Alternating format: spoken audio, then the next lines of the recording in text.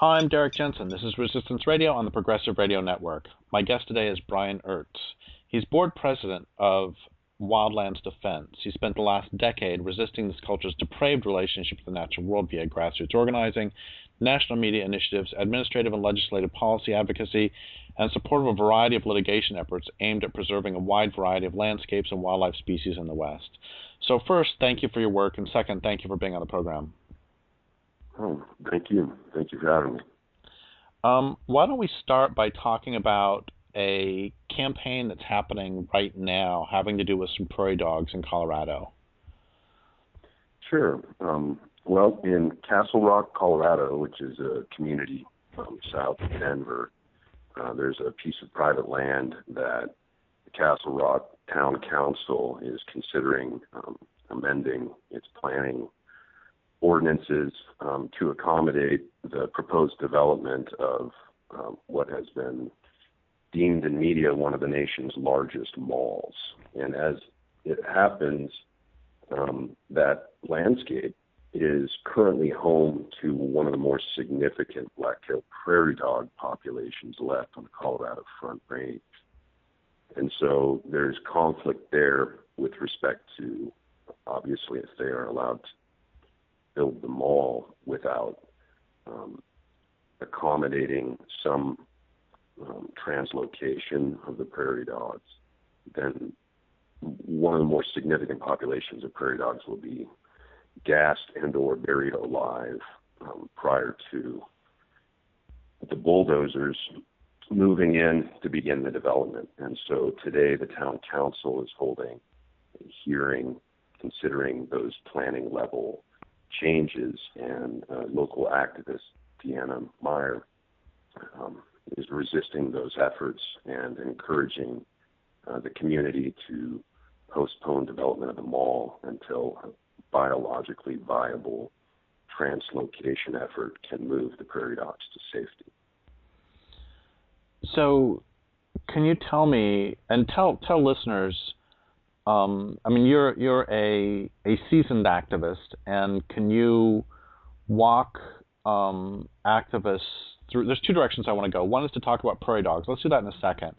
First, can you walk listeners through this campaign as a typical campaign? What does an activist do?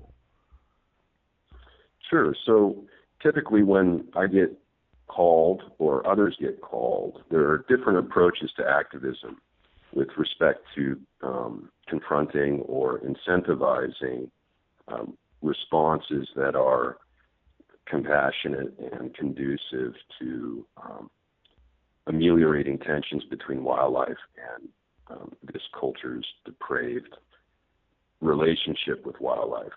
And so typically what I do, this is private ground, which is somewhat different than efforts on public land. Obviously, efforts on public land, there are more legal channels with which to pursue resistance and or delay, and otherwise advance public input, including the input of environmental activists.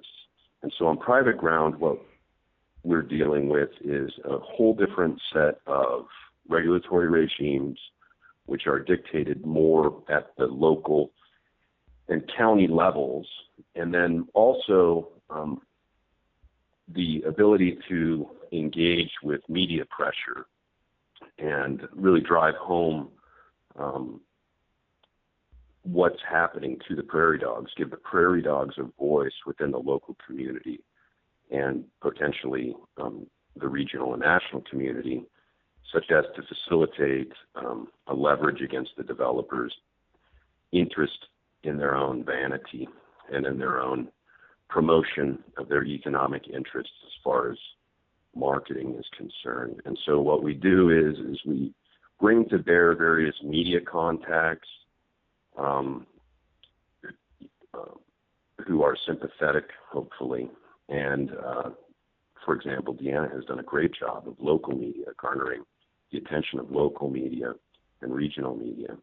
And we really shine a light on the developer and the town council's responsibilities to accommodate the continued lives of the prairie dogs, and that pressure typically is quite compelling and effective oftentimes if you're able to bring it to bear. And so largely this private ground campaign has focused on media efforts and really working with the developers to communicate, look, do you want the press release to read, developer accommodated the needs of one of the most significant populations of prairie dogs left on the Colorado Range?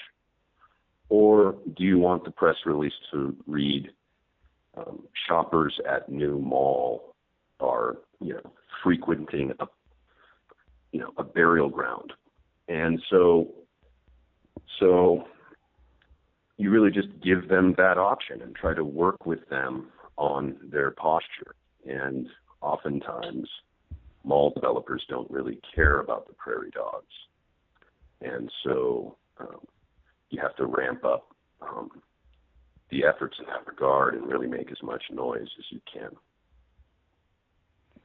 I remember, I've written a lot about abusive dynamics over the years, and a couple of different people who work on issues of battering and so on talk often about how a lot of times perpetrators of that sort of violence,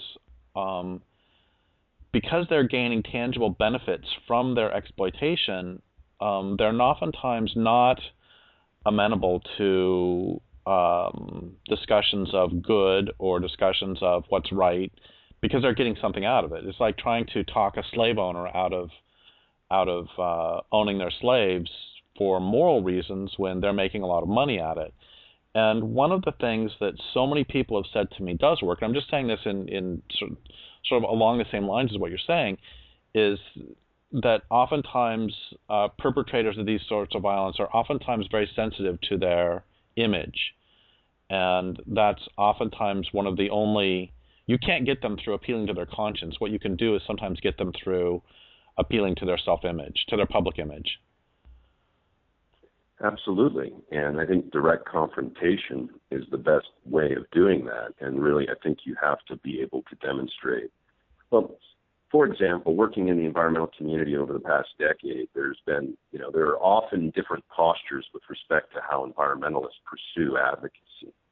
And some are more timid than others. And often half the work is really, from my end, or at least from my thinking and effort, is really instilling a sense of empowerment. Like you're saying, the analogy that you're using with the victim of abuse, the first step really is to empower the notion that it's not okay to be abused, which is often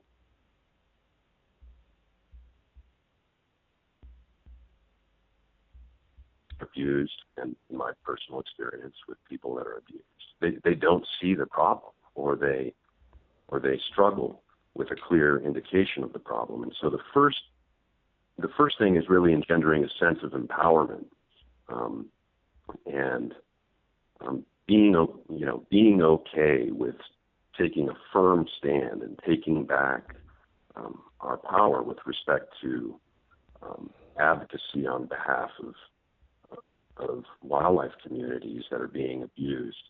And so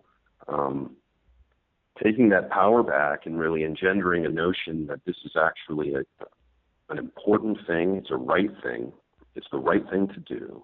And these prairie dogs or buffalo or wolves or salmon or bighorn sheep or sage grouse really are agents that are entitled to consideration with respect to these processes. And in fact, they're enfranchised in a number of ways as a matter of law and as a matter of public support.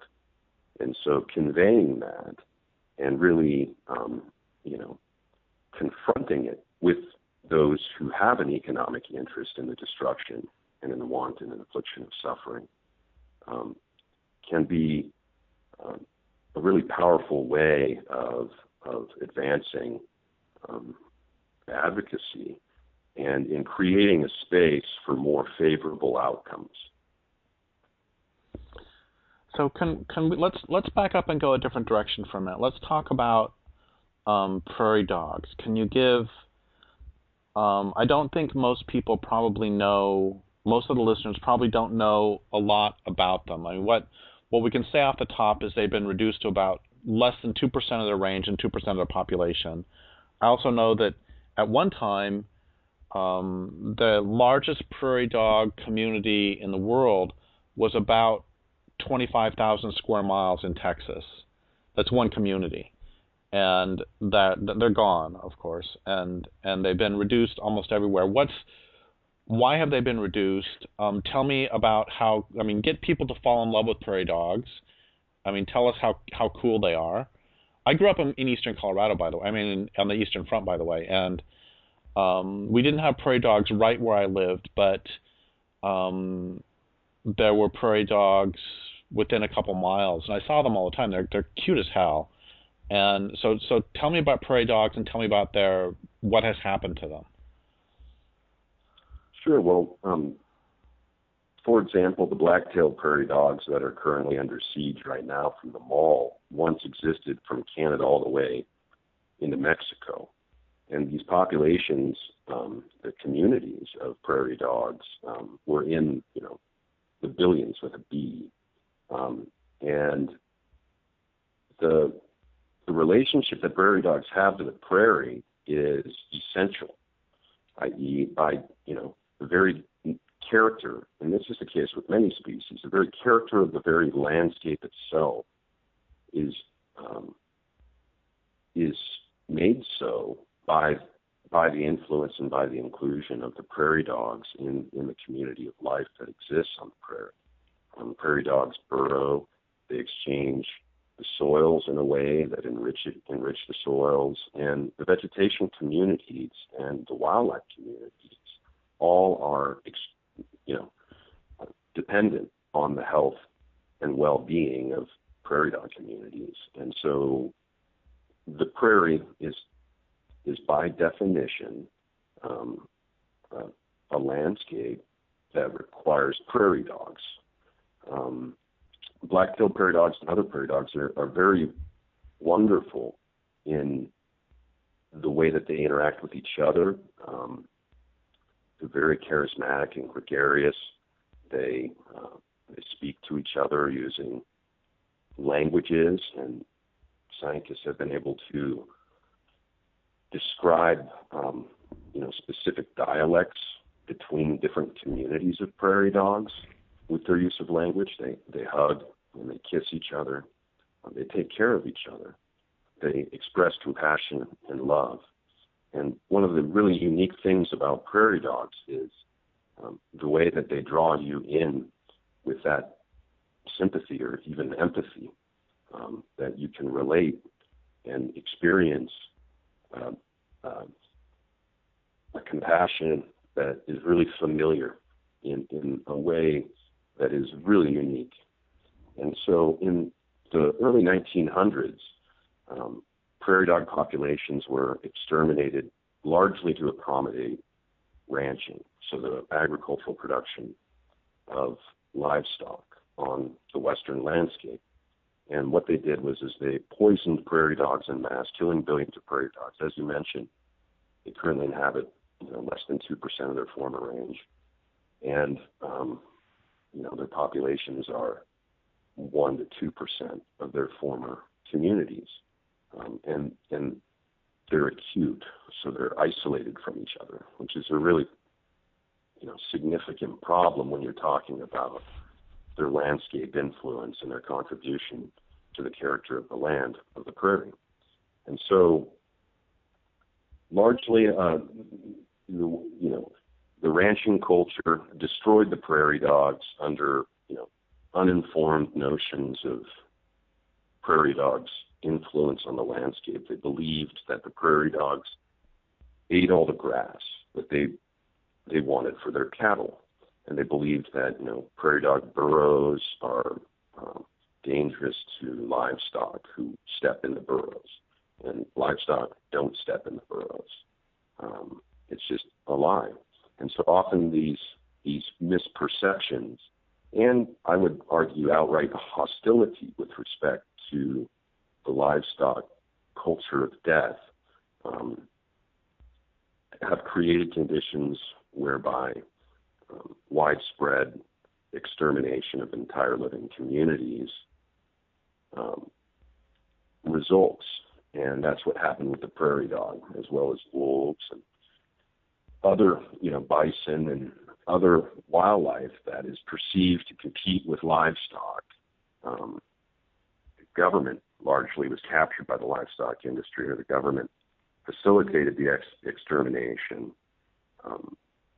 with government programs of poisoning and wholesale landscape scale eradication of prairie dogs to facilitate the domestication of the land itself to accommodate ranching.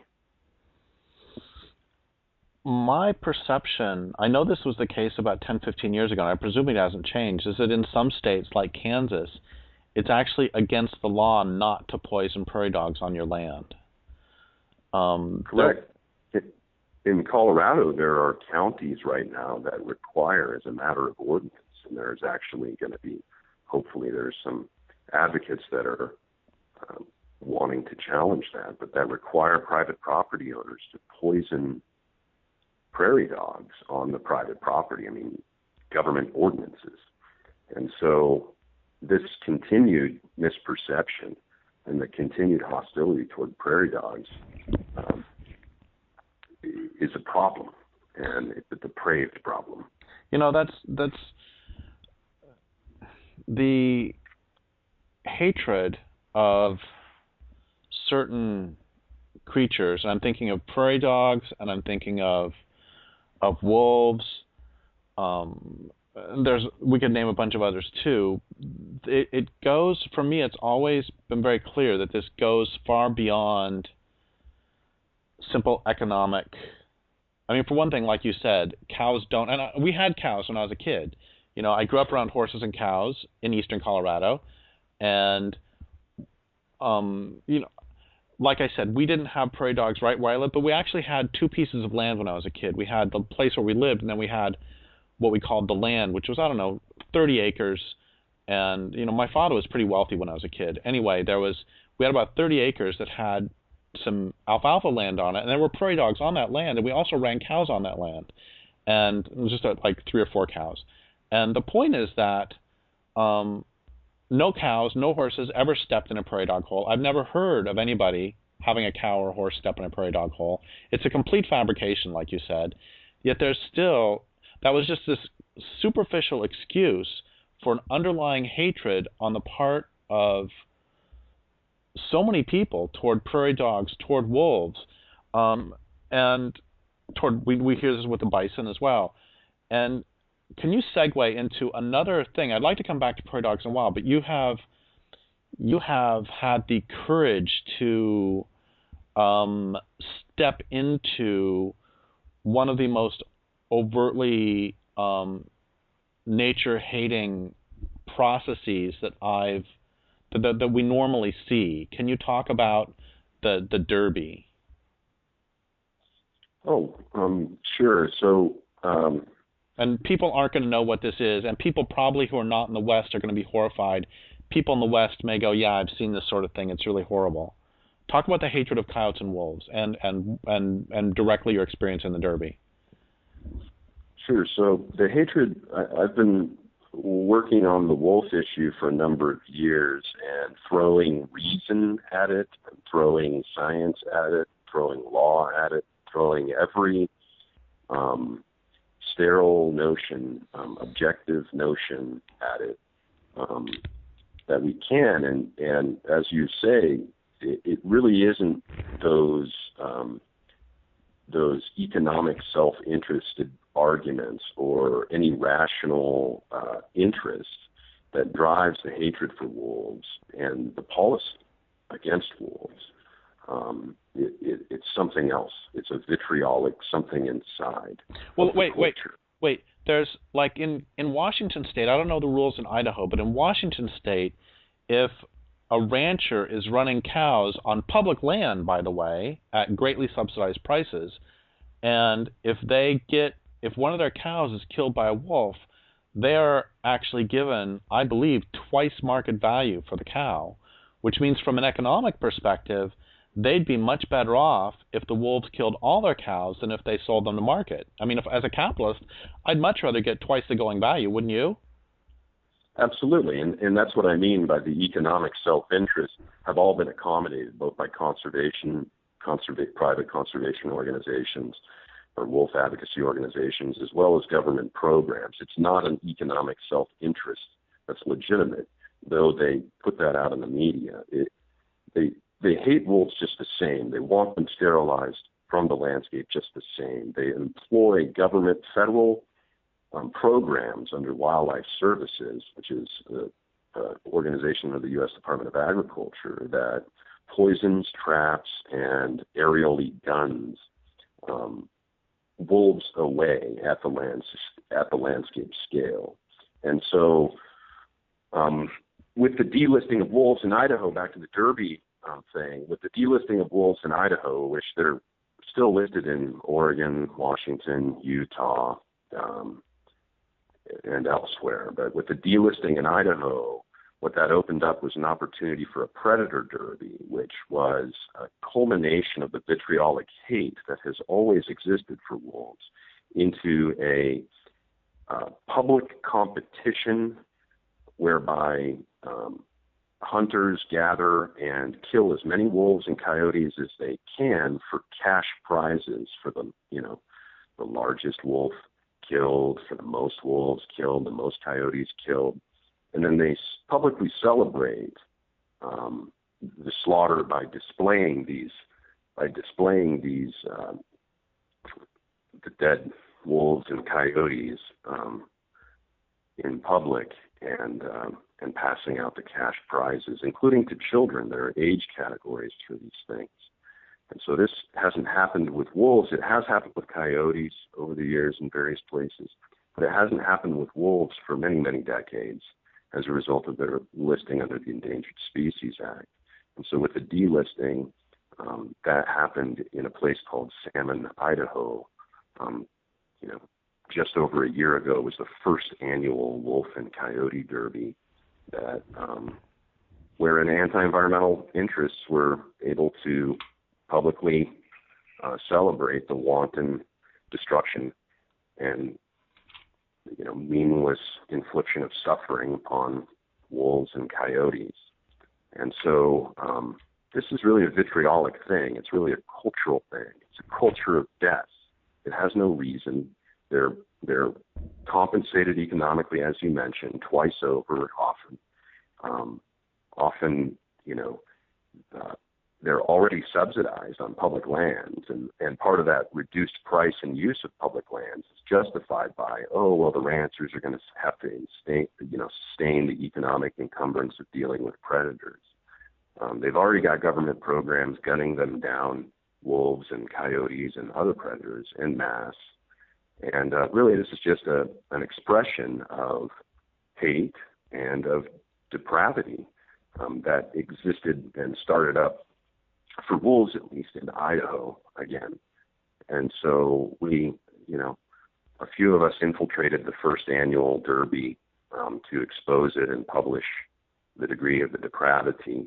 And then the next year, when it happened again, we went and directly confronted with cameras and with media the second annual salmon wolf and coyote derby. Some people who, once again, if you live in the rural West, you've probably seen this, but some people in the East may not know about the crucified coyotes. Can you talk about that? Sure. So in certain cases, and there are any number of anecdotes which are analogous to this, but essentially the ranchers hate coyotes, hate agents of the wild, that they feel threaten their their domestic production of livestock on federal public lands. And so they will wantonly slaughter the coyotes. And in cases, we've taken photographs and documented that they will crucify the coyotes on the fence posts, believing or at least maintaining that by crucifying them on the fences, it somehow deters the other coyotes from what they perceive to be their allotment.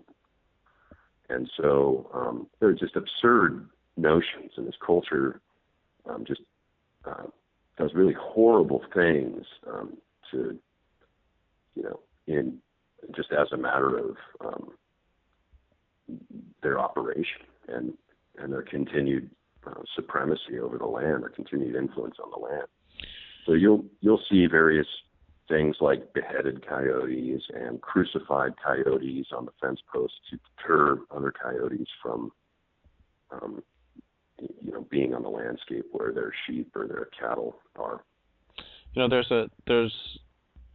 a story that I've told a few times. I heard several years ago that has always really struck me about wolves, which is that soon after the Europeans arrived on this continent, a bunch of the Indian nations in northeast U.S., now United States, got together to have this big discussion as to that one of the things they couldn't understand is why the white people killed every wolf they saw. And they wanted to try to figure this out, and they spent several days discussing this, and really the only thing they could come up with is they're crazy. And I've written 22 books on this, and it's pretty much all I can come up with too. It's the level of hatred is I don't know whose term this is. It might be Foucault's excess repression or surplus repression. It's like when they're being evil even beyond, and I don't think it's. Anybody who knows my work knows that I don't think it's acceptable to build a mall on a prairie dog home. Don't think it's acceptable to build a mall anywhere. But then there's this level of hatred that goes beyond that. This level of sadism that goes beyond that. It's like, I'm sure you and I have not talked about this, but you know about the Red Mist Society, right? Sure. Yeah. Do you want to say anything about that? No, I wouldn't know enough to characterize it. So, but basically, it's like the wolf hunting derby, except it's for prairie dogs. That people will go out and kill prairie dogs for no reason at all, and it's called the Red Mist Society because if you shoot them with a high-powered weapon, they explode into a cloud of red mist. Right. And just the same fact that exists at all is dreadful. Anyway, go ahead. Oh, and the same exists for example, rabbits. So they will herd rabbits en masse, and this happens in southern Idaho, and it historically happened, where they herd the rabbits because they perceive the rabbits to compete for grass with their cattle. And so there would be so many jackrabbits on the landscape that they would herd them and then have public celebrations where they would bludgeon the rabbits en masse as they were herded. And there are all sorts of these anecdotes. And it's just really difficult. And as you were saying, it's insane. But when you're in a place like Idaho and when you're in a place that's saturated with that mentality and that culture, it can be really, it's really difficult to confront, and often, saturated in that madness, we question our own sanity, right? And so, there are just anecdote after anecdote of these depraved, violent, and evil relationships with the natural world. And it's almost, there's an ecofeminist narrative in there for any number of wildlife, whereby anything that has its own agency, has its own volition, is an agent of the wild, is perceived as a threat or enemy and must be subdued. and must be domesticated or must conform to our expectations of, or not our, but their cultural expectations as far as their behavior. I mean, even the way that they describe problem wolves or misbehaving wolves, because the wolves will predate on sheep on the landscape, which is their role, which is their niche, which is how it's their contribution to the community of life to,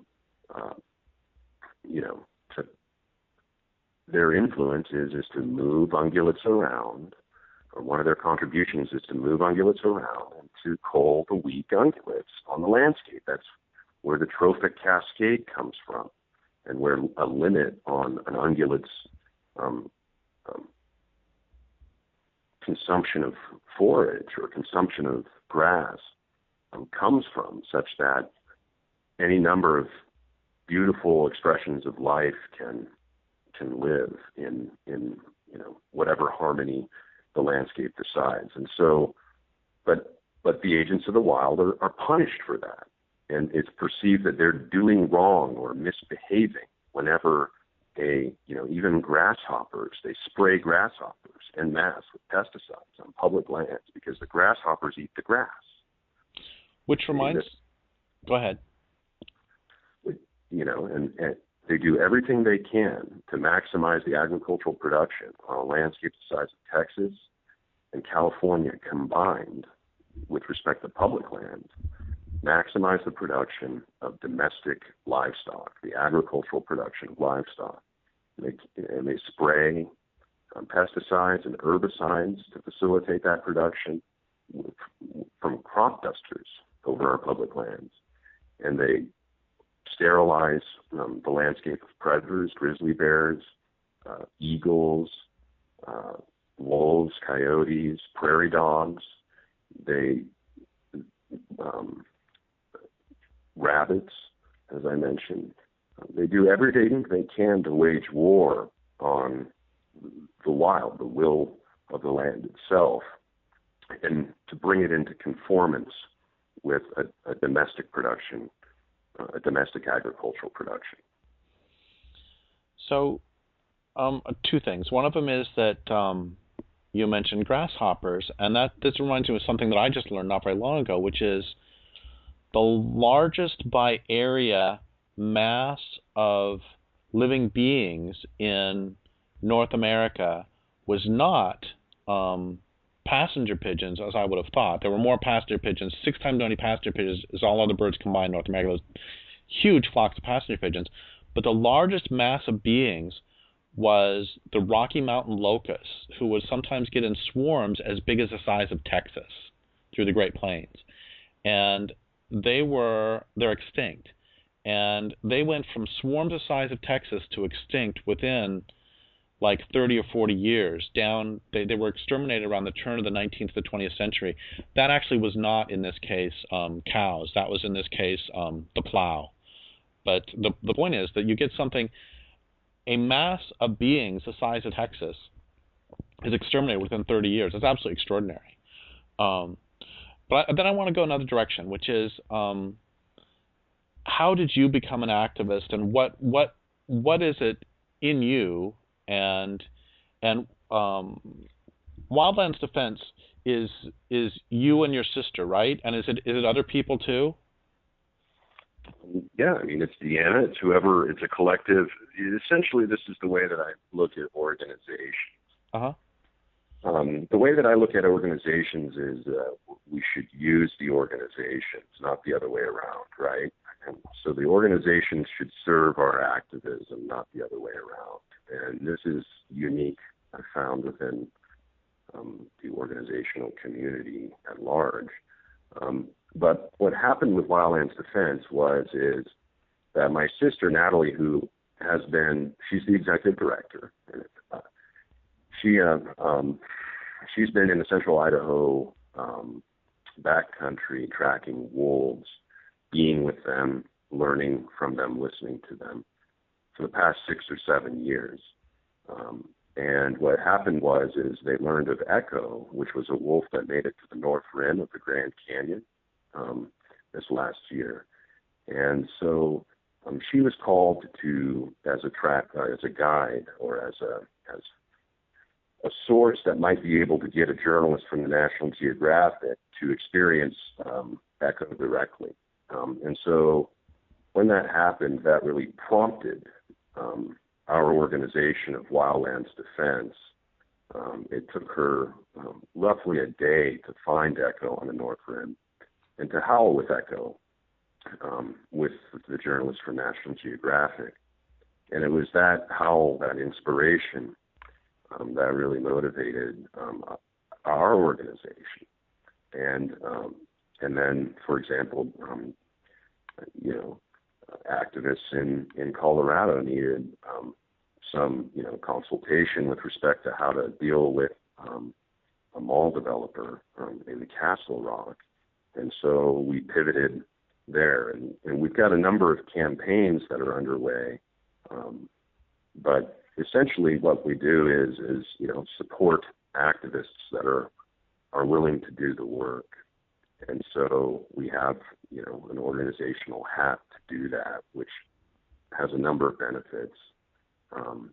But that's the history there. And, I came originally to activism at a young age. Idaho is a wonderful place for wildlands and wildlife communities. And, I've always been inspired by my experience of self-willed landscapes and of wildlife and allowed to be what they are. And the experience of listening to that and appreciating that. And so that's really what motivated my involvement, was my relative experience of madness in the city, right? And feeling a lack of ground. And then the reprieve from that I experienced in the wild and in listening. And I think that's a very, for me personally, that's a very motivating thing. And so I pursued advocacy with a number of organizations, and I've consulted with a number of organizations, and I'm just learning more and more about how to engage and confront and hopefully, effectuate positive outcomes for the thing that I love, which is the land base and the community of life that inhabits it all around us. So what do you think it is? I mean, all of my work is really about trying to activate people to act in defense of the places they love, and to activate that love in the first place, or help activate it. And so what is it about you and or your sister that has caused you to do this, whereas someone else goes and shoots coyotes? And how, in your experience, what are some of the triggers that might help people to get off their butts and actually do what Deanna is doing? I mean, that's the thing is if we had the numbers, we could shut down this whole party tomorrow, What is it that is causing you to do your work, and how can we activate that in others? Well, for me, I think it's just a matter of proximity to the subject of our advocacy, or the agents of our advocacy, the wild. I think the closer we get and the more intimately we experience and listen to the wildlife, the more radicalized we are. And obviously I use the term radical in a positive way. And so one of the things is that, I think that's what ignites it. I think our experience and our proximity to the wild and wildlife ignites it. And I think that our willingness to really cut through a lot of the chatter that's disempowering when it comes to a lot of the contemporary channels of advocacy, if we can just say, continue to hold true to that experience and to keep the focus on what's happening to the wild, and the best way of doing that is by being out there and by experiencing it and by thinking about it and by listening. And by being unabashed in our conveyance of our conviction and our inspiration in that regard. And so, in my experience, the best thing to do is really, like I said, it's so easy to point to so many reasons why, those who care about the wild, in the West at least, are beat, or why it's impossible, or why it's going to be so much heave with so little influence. And just doing it anyway and beating your head against, everything you can in every direction. And by being okay with the response, the tired response that you get for such is really an empowering thing. And I think we have the voice, those of us who are sympathetic and share these ideals and these notions and these experiences. We know what we need to do. We just need to not let all of the chatter on the outside stifle or otherwise encumber what we know we need to do. And so associating with people that really empower that notion and that uplift that notion and that support that, I think, is one of the ways that we can build a countervailing culture that really does confront and resist what's happening. And I know that's a difficult thing to do, and obviously I've had any number of interpersonal dynamics or interorganizational expediencies or any number of all of these things, but really, whenever it gets overly weight-bearing in that regard, I go on a hike, or I go visit a place that's quiet of all that and rejuvenate. And so I think those associations with people that are likewise empowered, and that proximity in that experience of nourishment that comes from being out there and observing wolves or howling with wolves. Have you ever howled with a wolf? It's one of the most incredible experiences, and it matters more than any of the chatter. It really ignites more certainty and resolve than any amount of expediency can diminish. So, that's what I would say. That's my experience. So thank you for that. And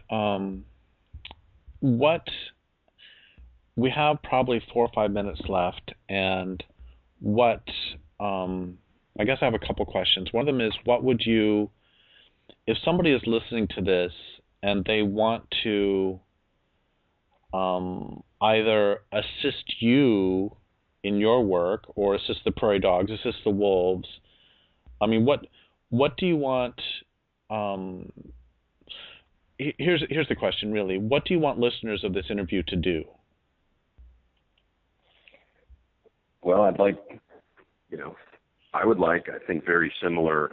I think we share a want to really activate a response. And I'm an all of the above approach kind of person. And so if, you want to communicate or otherwise create the network, the network with respect to, if you see something bad happening and you think that Wildlands Defense can help, reach out. If if an individual thinks that other organizations are more in line or more likely to help their particular effort, then by all means. But ultimately, I would like to see the radicalization of the environmental movement, one that is empowered, one that has conviction and exemplifies conviction publicly and directly confronts the depravity of what's happening out there in an honest and unequivocal way. And whatever I can do, or whatever the organization can do, or whatever my sister can do, or whoever I know can do to aid and support that response, wildlandsdefense.org. And otherwise, find out how, otherwise engage and be activated. Well, it works. I got a note last night, and I get notes like this all the time from somebody saying, gosh, I don't know what to do with my life. Can you tell me what to do? And I wrote to this person and said the same thing that I say to everybody who writes this to me, which is, I don't know who you are and I don't know what your gifts are. I say it nicer than this, but basically, I don't know who you are and I don't know what your gifts are, so I can't tell you how you should serve. I mean, people have said to me, Derrick, stop writing books and start organizing because we need organizers. It's like, I'm such an introvert. I'm a terrible, terrible, terrible organizer. Plus, I'm incredibly disorganized. It's just an introverted, disorganized person does not make a good organizer. And on the other hand, I can do what I do. So I tell people, whatever it is you can do, and that's half of it. And the other half is, wherever you are, there is something under assault. And so I can't tell you what you should do because you could live near the Rio Grande, in which case you should be working on Rio Grande issues. Or if you're working in Castle Rock, then you should be working on the prairie dog issue or whatever other issue, because that's one of the great things about everything being so messed up is no matter where you look, there's so much work to be done. And absolutely. So there's no. Sorry, go ahead. No, I'd just like to agree with what everybody has different talents, and you would be surprised because when I first engaged environmentalism, I thought that there was a certain way or a certain competency that I was supposed to have to really engage, and that's just not true. I mean, you'd be surprised how effective school children, a classroom with school kids that send letters to the editor can be. You'd be surprised how effective any realm of contribution really is in any number of ways that we couldn't really even anticipate until individuals who cared came forth and described what their talents are. And so, I mean, it's a big tent of opportunity with respect to how to engage, and just believing that and bringing whatever it is that you do, or whoever you are, whatever talent you have is really important, because the biggest encumbrance to that contribution is people's own knowing better, or people's own idea or decision that, what I have to contribute wouldn't matter. And so it's never articulated, and it's never brought forth. I think that's a wonderful point. And the thing I'd like to end on is,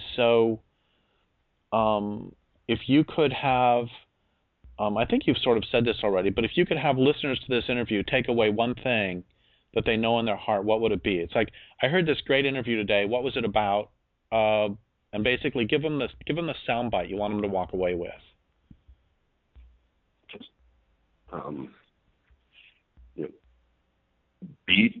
be true to that desire, that pull to resist what we see happening all around us, and don't voice it. I think if we just believed in ourselves and believed in our own voice and didn't tell ourselves that other people won't like it, or that there's something wrong in this, in our communities, that we'd be able to really effectuate a common voice, because I think that there are a lot of people out there that share this perspective or this experience, and they're isolated. And I think we're entering a moment where there's really a groundswell of its expression. And so I hope people will feel empowered. Well, and that's, and a great example of all this is what we started with Deanna. That Deanna learned about this mall going in and learned about what was going to happen in this prairie dog village, and she started this campaign because she saw something wrong. She's one person, started it all by herself, and she frankly turned to me and said, "What can I do?" I said, "I don't know. Why don't you talk to Brian?" And I hooked her up with you, and and then we go from there. And now we have a campaign. And so I guess the thing I'm trying to say with this, once again, I know we're very close to the end, but is to demystify a campaign is not some cosmic thing that suddenly happens. It's simply Deanna did her work. She ran into a brick wall, asked me what to do. I didn't know what to do, so I said, ask you. And then you have 15,000 ideas, and then that's how a campaign happens, right? That's it. Absolutely. There's no, absolutely. It's not out in the sky. It's just remarkable to me to see how everything falls into place with respect to what we can do when people are willing to just, ask each other and start it, Deanna has been a remarkable activist with regard to driving this campaign, and there are any number of people that have really great ideas about how to help and that want to help, but are looking for that energy and that conviction. And it's like you say, it's just a matter of it's not this mystical thing that's beyond reach. It'll happen if you take it on. Just have to do the work. I guess one more thing. Sorry, I keep going on. But I love this line by my great-grandmother, which is, "Yard by yard, life's hard. Inch by inch, life's a cinch." And that's how I write books. I don't write a whole book. I write one page a day. I wrote one page, then another page. And it's the same with this. That how do you stop this mall, or how do you protect these prairie dogs? Well, you do the first step, and then you do the second step, and then you do the third step. And then you run into a wall, and then you look around, and then you find the fourth step, and then you run into another wall. You do the fifth step. It's just, you do the work. Absolutely. Well, and speaking of which, thank you so much for your work, and I would like to thank listeners for listening. My guest today has been Brian Ertz. This is Derrick Jensen for Resistance Radio on the Progressive Radio Network.